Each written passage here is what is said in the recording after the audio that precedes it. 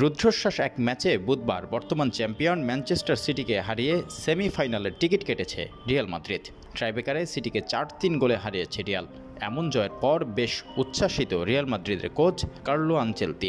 ঘরের মাঠে সিটির বিপক্ষে ড্র করার পর অনেকেই ভেবে নিয়েছিল সিটির মাঠে কোনোভাবেই জিততে পারবেন না রিয়াল। তবে সেটাই করে দেখিয়েছে চ্যাম্পিয়ন্স লিগের সবচেয়ে সফল দলটি। আর এর পাশাপাশি সমালোচকদের এক হাত দিয়েছে কার্লো।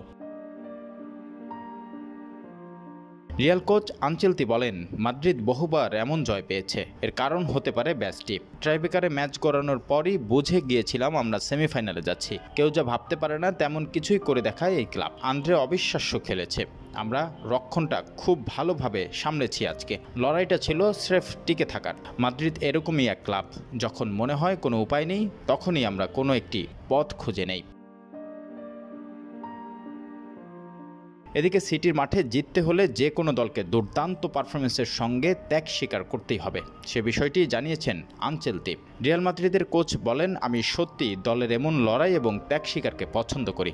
এখানে জিততে হলে একটাই মাত্র পন্থা, আপনি জয়টি ভাষায় বর্ণনা করতে পারবেন না। এর মধ্যে চ্যাম্পিয়ন্স লিগে নিজেদের প্রতিপক্ষের নামও জেনে গেছে Real Madrid. German giant Bayern মিউনিখের বিপক্ষে সেমিফাইনালে খেলবে আনচেলতির দল। প্রথম লেগ অনুষ্ঠিত হবে বায়ার্নের মাঠে 30 এপ্রিল।